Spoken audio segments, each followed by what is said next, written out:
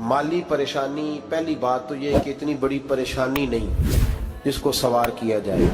आयत पढ़ूंगा कुरान पाक की और मेरा ख्याल है कि बहुत सारी परेशानियां तो कुरान मजीद के लफ्ज़ों से दूर हो जाएंगी।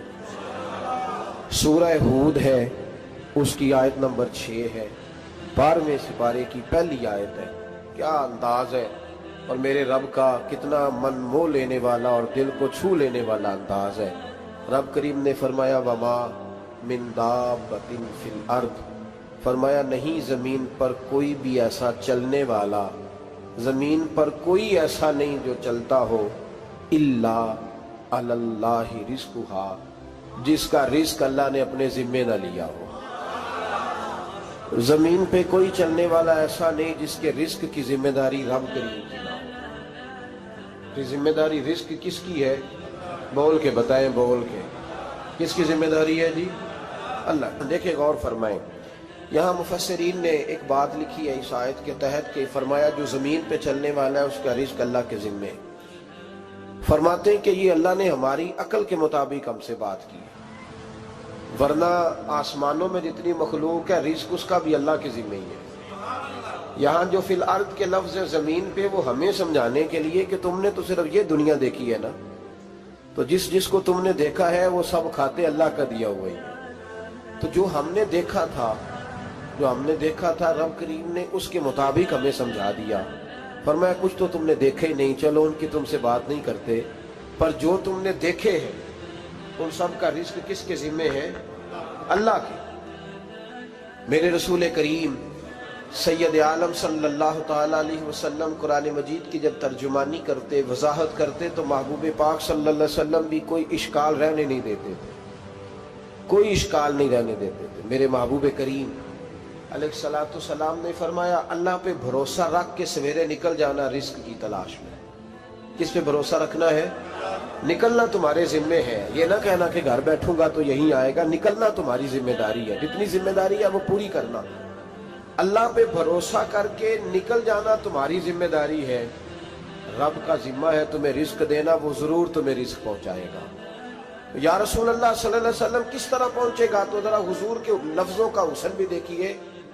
नबी पाक सल्लल्लाहु अलैहि वसल्लम ने फरमाया जिस तरह मौत तुम्हें ढूंढ लेती है ना कि तुम कहाँ मौजूद हो, जब वक्त आता है तो इंसान पाकिस्तान में हो तब भी आ जाता है, जद्दा में हो तब भी आ जाता है, मक्का में हो या मदीना तैयबा में, वक्त फिर भी आ जाता है। फरमाया जिस तरह मौत तुम जहां भी हो तुम तक पहुंच जाती है ना, इस तरह तुम्हारा रिज़्क भी तुम जहां मौजूद होते हो अल्लाह वहां पहुंचा देता है, पहुंचा देता है। तो या रसूल अल्लाह सल्लल्लाहु अलैहि वसल्लम किस अंदाज में? तो फरमाया निकल जाना तुम्हारी जिम्मेदारी है। फरमाया सवेरे परिंदे भी निकल जाते हैं और शाम को जब लौटते हैं तो अल्लाह उन्हें पेट भर के रोजी अता फरमाता है। हालांकि उनको नहीं पता होता हमारा कारखाना कहाँ है, हमने कहाँ जाके मजदूरी करनी है। उनको नहीं पता होता कि हमारा दफ्तर कहाँ है, हमने किस ऑफिस में बैठना है। उनको नहीं पता होता कि हमने कहाँ जाके माल खरीदना है और कहाँ से हमने फिर उसको दोबारा बेचना है। उन्हें खबर नहीं होती, अल्लाह पे भरोसा करके निकल जाते हैं। निकलना तो तेरे जिम्मे है कि नहीं? फरमाया वो तू ड्यूटी कर, शाम को अल्लाह जो रब परिंदों को रोजी देता है वो तुझे भी अता फरमाएगा। मैं कहता हूँ सोच कितनी कमजोर है उस आदमी की जो कहता है कैसे मिलेगा। कितनी कमजोर सोच है। जो रब बैल को रोजी देता है, बकरी को रोजी देता है, इस जमीन इस धरती पे अगर बसने वाला ऊंट भूखा नहीं सोता, चले ये तो पालतू जानवर होते हैं, इस धरती पर बसने वाली अगर बिल्ली और कुत्ता रोटी खा के सोते हैं तो तू तो अशरफुल मखलूकात है। तूने अपने ज़हन में क्या टेंशन पाल लिया है कि नहीं आएगा तो मर जाऊंगा, क्या बनेगा, किस तरह होगा? तू क्यों इतना परेशान हो गया?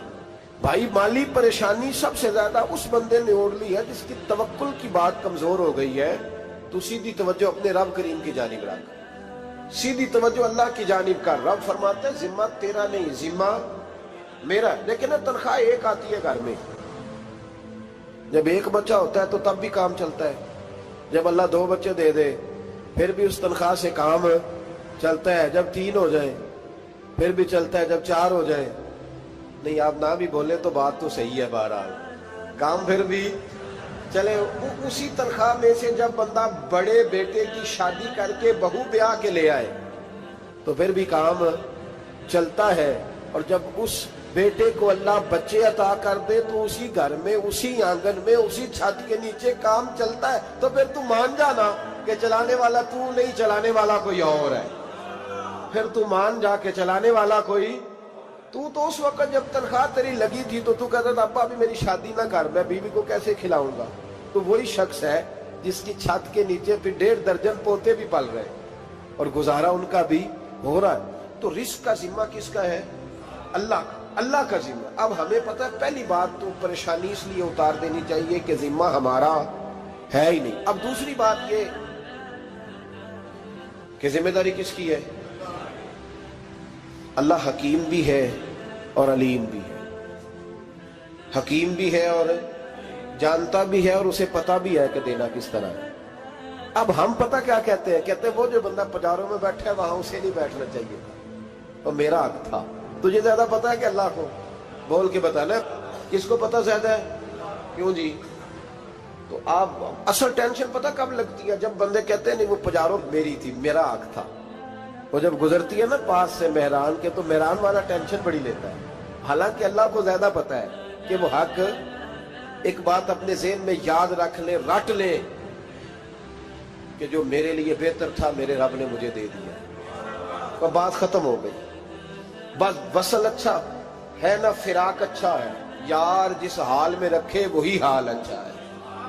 بس جو میرے حق میں بہتر تھا میرے رب نے مجھے، مسئلہ یہ ہے کہ تو اس پہ راضی ہونے کو تیار نہیں۔ حضرت علی کرم اللہ تعالیٰ وجہ الکریم نے میرے نبی پاک کی ایک حدیث بیان کی ہے، اور جناب علی جب یہ حدیث بیان کیا کرتے تھے تو حضرت مجاہد فرماتے ہیں یوں لگتا تھا کہ جیسے حضرت علی ہمیں ہر پریشانی سے نکال رہے ہیں۔ مولا علی شیر خدا رضی اللہ تعالیٰ عنہ فرماتے ہیں کہ مجھے میرے نبی پاک صلی اللہ علیہ وسلم نے ایک طریقہ دیا تھا ٹینشن فری ہونے کا۔ آپ فرماتے ہیں مجھے تو بڑا راس آیا ہے، تم بھی اگر کر لو گے تو تمہیں بھی فائدہ دے گا۔ کہا وہ کیا؟ حضرت علی کہنے لگے محبوب علیہ السلام نے فرمایا تھا لوگوں تم اللہ کے دیے ہوئے تھوڑے رزق پہ راضی ہو جاؤ، وہ تمہاری تھوڑی عبادت سے تم سے راضی ہو جایا کرے گا۔ بس تم 2 نفل بھی پڑھو گے تو اللہ راضی ہو جائے گا، تم 1 رکوع بھی سویرے اٹھ کے پڑھو گے تو وہ راضی ہو جائے گا، وہ تمہارے 313 درود شریف سے راضی ہو جائے گا، تم اس کے دیے ہوئے تھوڑے رزق سے راضی ہو جاؤ۔ ٹینشن اس لیے ہوتی ہے کہ ہم راضی نہیں جو اس نے ہمیں دیا ہے۔ وہ حال میں مزید کی جو دوڑ ہے نا، حال میں مزید کی، بے قدرہ کچھ قدر نہ جاتی، کیتی خوب تسلی ہو، دنیا دار پجاری زردے کتیاں دے گل ٹلی ہو، بک بک روشن اکھیاں تکیو ویک حویلی کلی ہو، تے کوچ نصیر اساں جد کیتی پہ جانی تھر تھلی ہو۔ تو یاد رکھیں یہ جو ہے نا مصیبت کے مال آ کیوں نہیں رہا، وہ سامنے والا پلاٹ میرے گھر کے سامنے ہے گھر کے سامنے، پر رجسٹری میرے نام کیوں نہیں؟ یہ مصیبت سانس نہیں لینے دیتی۔ موٹر سائیکل کھڑی کرتا ہے نا جب آ کے دکان سے روٹی کھانے آتا ہے، دفتر سے گھر آتا ہے، کاروبار سے آتا ہے، تو جہاں موٹر سائیکل کھڑی کرتا ہے وہ ٹینشن بڑی ہے کہ کبھی میری ہو جائے نا یہ والی جگہ، تو میں یہاں بھی بورڈ لگاؤں اپنے نام۔ اس نے مالی پریشانی پیدا کی۔ تو جس حال میں ہے، کیونکہ تو نے اپنا یہ حال خود نہیں بنایا، جس نے بنایا ہے وہ بڑا بہتر جانتا تھا کہ تو اسی حال میں اسے اچھا لگتا ہے۔ تو اسے اسی حال میں، ایک بزرگ تھے تو ان کی طبیعت بڑی علیل ہو گئی، بیمار ہو گئے، تو اللہ نے آزمائش دی تو کیڑے پڑ گئے وجود میں۔ ایک کیڑا یہاں سے کھا رہا تھا، اللہ والے بڑے راضی رہتے ہیں اس کی رضا پہ، تو کیڑا یہاں کھا رہا تھا تو نیچے گر گیا، تو بابا جی نے اٹھا کے پھر وہاں رکھ لیا، کہنے لگے جب اس نے تیری ڈیوٹی مجھے کھانے کی لگائی ہے تو میں اس بات پہ راضی ہوں، تو نیچے کیوں گرتا ہے؟ بٹ ٹھیک ہے کھا، جب اس نے تجھے ڈیوٹی جو تیری لگائی۔ سالبہ بن عبد الرحمن ایک صحابی تھے، سالبہ غالباً نبی پاک صلی اللہ علیہ وسلم کی خدمت میں آئے، کہنے لگے یا رسول اللہ صلی اللہ علیہ وسلم غربت بڑی ہے، میرے لیے دعا کریں اللہ زیادہ مال دے۔ تو محبوب صلی اللہ علیہ وسلم نے فرمایا تو جس حال میں اچھا ہے وہ تیرے لیے بہتر ہے، اس میں تو ہے وہی حال تیرے لیے۔ مشکل ہے نا یہ جواب سننا، کہتے پیر صاحب فلان جگہ سے تویز آیا، وہاں تو وارے نے آرے ہو گئے، تو آپ کے ہاں، تو میں کہتا ہوں یہ تویز دینے والا اگر تویز دے کے امیر بناتا ہے تو پہلے خود کیوں نہیں بنتا؟ یہ خود تو 150 کا تویز بیچ رہا ہے، اپنی بیچارے کی حالت یہ ہے۔ اگر اتنا ہی تویز اس کا چلتا ہوتا تو پہلے 5 ٹیوب پجارو اس کے دروازے پہ کھڑی ہوتی۔ عجیب چکر ہے اور عجیب جگہ لوگ الجھ گئے، سمجھتے ہی نہیں بات کو۔ یا رسول اللہ صلی اللہ علیہ وسلم دعا کر دے تو محبوب نے کیا فرمایا؟ فرمایا تو جس حال میں ہے نا وہ حال تیرے لیے بہتر ہے، اسی میں رہ۔ کہ نہیں حضور دعا کرے۔ فرمایا سال بعد تو باز آ جا۔ حضور دعا کرے۔ فرمایا تو باز آ جا۔ 2-3 دفعہ کا ضد کی، محبوب نے فرمایا جا، پھر اللہ تجھے زیادہ پیسے دے گا۔ چند بکریاں خریدی، اتنی برکت ہوئی کہ بکریوں کے ریوڑ بن گئے۔ پھر کچھ بکریاں بیچ کے گائے خرید لی، ان کے بھی ریوڑ ہو گئے۔ پھر کچھ اونٹنیاں لے لی، ریوڑ ہی ریوڑ۔ پہلے 5 وقت مسجد میں آتے تھے، اب فجر اور عشاء رہ گئی۔ پھر مال زیادہ ہوا تو مدینے شہر میں کوئی جگہ ہی نہیں، مدینے سے باہر حویلی خریدی، پھر جمعہ ہی رہ گیا۔ جمعے کے جمعے آتے، زکوٰۃ کا حکم آیا۔ میرے نبی کریم علیہ السلام نے حضرت ابو ہریرہ کو بھیجا، فرمایا جا اسے کہہ تیری زکوٰۃ بنتی ہے 2.5%۔ 10 کروڑ روپیہ ہو تو کتنی زکوٰۃ بنتی؟ بھئی 1 کروڑ کی 2.5 لاکھ ہوئی نا، تو 10 کروڑ کی کتنی ہوئی؟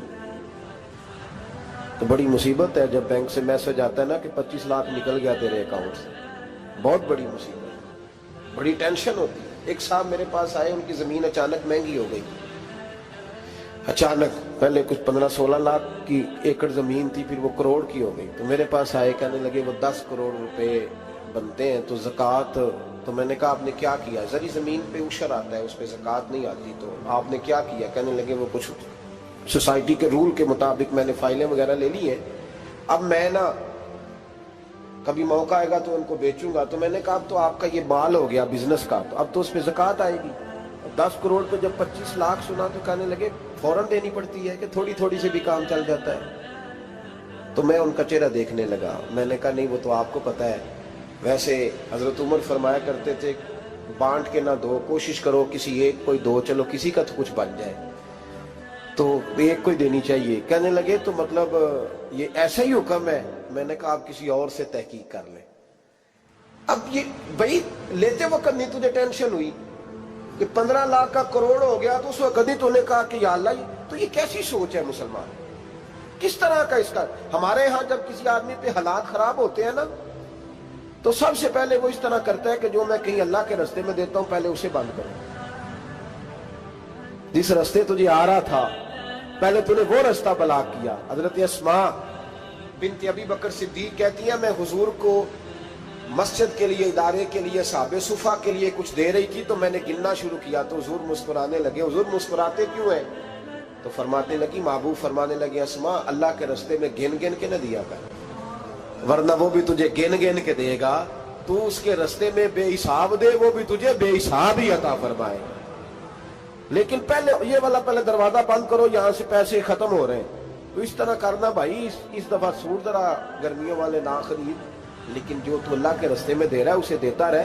لیکن ہم اپنا نقصان کرتے ہیں، زیادتی کرتے ہیں اپنے ساتھ۔ میں نے آپ کو پہلے بھی بتایا تھا پیار کی بولی ہے، پھر بولتا ہوں۔ ایک بڑے بڑے پیار والے دوست ہیں، ایک دفعہ مجھے کہنے لگے کہ آپ کئی دفعہ اعلان کرتے ہیں تو مجھے اچھا نہیں لگتا، اور آپ ادارہ بھی بہت زیادہ بننے والا ہے، بڑی چیزیں میں دیکھتا ہوں جو ہوں تو بڑا نظام اچھا ہو جائے، آپ دعا کریں اللہ مجھے پیسے دے تو میں بڑے سارے خرچ کروں گا اس کے رستے میں۔ تو میں نے کہا یا اللہ اسے 10 کروڑ دے، یہ 9.5 کروڑ تیرے رستے میں دے دے گا۔ تو چپ کر گیا، جس طرح آپ نہیں کر گئے سارے، چپ کر گیا وہ بھی۔ اس نے کہا جی نہیں جی انشاءاللہ کریں گے۔ تو میں کیا پلیا جی تے دعا پہ ہوں دیا، ابھی تو وہ آئیں گے تو تب دیکھی جائے گی، تو تو یہیں اڑ گیا ہے۔ یعنی 9.5 کروڑ اللہ کے رستے میں خرچ کرنے کی دعا پہ بھی آمین کوئی نہیں کہتا کہ چلو آمین ہی کہہ دیں۔ تو میں کہا تینوں تے 50 لاکھ بچتا سی پیا، لیکن تو اس سودے پہ تیار ہے۔ جب یہ سوچ ہوتی ہے، یہ غلط سوچ ہے، یہ بات تو اگر تم مسکرانے والی، لیکن یہ سوچ صحیح نہیں۔ حضرت عثمان غنی رضی اللہ تعالیٰ عنہ کہتے ہیں جس وقت نبی پاک صلی اللہ علیہ وسلم نے اعلان کیا نا جنگ کے موقع پر کہ 800 سپاہیوں کا خرچہ چاہیے، کہتے ہیں میرے پاس 600 کا تھا۔ یہاں ایک روایت میں حضور نے 1000 کا اعلان کیا تو میرے پاس 800 کا تھا۔ جب 2-3 دفعہ نبی پاک نے اعلان کیا تو کہتے ہیں میں نے کھڑے ہو کے کہا یا رسول اللہ پورا 800 میری طرف سے۔ کہتے میں نے 200 سپاہی کا خرچہ ادھار اٹھایا لیکن پورے 2 مہینے نہیں گزرے تھے، رب کریم نے مجھے کئی گنا کر کے پیسے واپس عطا فرما دیے۔ پر بات تو یہ ہے کہ تیری وہاں لو لگی ہو، تو تجارت کرتا ہے ان لوگوں کے ساتھ جو کیا دے سکتے۔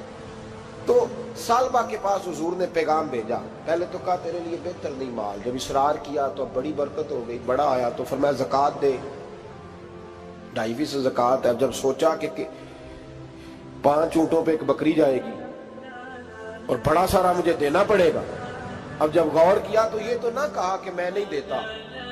حضرت ابو ہریرہ سے کہنے لگے نبی کریم علیہ السلام کی خدمت میں عرض کرنا کہ میں خود آؤں گا۔ حضرت ابو ہریرہ نے آ کے عرض کی یا رسول اللہ صلی اللہ تعالی علیہ وسلم، حضور وہ کہتے تھے میں خود آؤں گا، تو کہتے ہیں محبوب نے ٹھنڈی سانس لی، فرمایا اسے کہا تھا کہ تیرے لیے مال بہتر نہیں، اب ہلاک ہو گیا، ہائے افسوس ہلاک ہو گیا۔ ان کو بھی تھوڑی دیر کے بعد احساس ہوا کہ یہ میں نے کیا کیا، نبی پاک کو ہی کہہ دیا نہیں ہے، حضور کو کہہ دیا بعد میں آؤں گا۔ اب دوڑے آئے، عرض کی حضور میں سارا کچھ لے کے آیا ہوں، قبول کر لیں۔ محبوب نے فرمایا گویا بلال حبشی کی خشک کھجور بھی قبول ہے، اور صہیب رومی ایک اٹی بان کی لائے تو وہ بھی قبول ہے، اور عمار بن یاسر اور مصعب بن عمیر اگر 2 دینار دے جائیں اور کوئی پرانا جوڑا کسی سپاہی کے لیے چھوڑ جائے تو وہ بھی قبول ہے، لیکن تو اپنا لاکھوں لے کے چلا جا، تیرا کوئی نہیں قبول، معاف کر دیں۔ فرمایا جا معاف کیا، پر پیسے لے کے نہ آنا۔ اگلے سال پھر آئے، بندے ہوئے ہاتھ ہیں، محبوبہ میں دولت کا کیا کروں گا، آگ لگانی ہے، قبول کر لیں۔ فرمایا تو لے جا، تیرا نہیں قبول، گرا جو ان کی نگاہ سے وہ سنبھل نہیں سکتا۔ حضور نے وصال ظاہری کیا تو جناب صدیق اکبر کے پاس آئے، لاکھوں کا مال، ابو بکر قبول کر لو، تو جناب صدیق اکبر کہنے لگے اس کا کر لو جس کا نبی نے نہیں کیا، چل جا کوئی نہیں چاہیے۔ حضرت عمر کے زمانے میں قحط پڑ گیا، بارشیں نہیں ہوتی، غلہ نہیں ملتا، حالات خراب ہے، مالی طور پہ بحران آ گیا، غربتیں، مجبوریاں، تکلیفیں، آ کے روئے، عمر میرا قبول کر لو، مجھے معافی تو مل گئی تھی نا۔ فرمایا معافی اپنی جگہ پہ، پر جس کا مصطفیٰ نے قبول نہیں کیا۔ بہت سارے لوگوں کو پتہ ہی نہیں کہ ان کا قبول ہی نہیں ہوا، اور وہ الجھے ہوئے، انہیں خبر ہی نہیں کہ اصل بات کیا ہے۔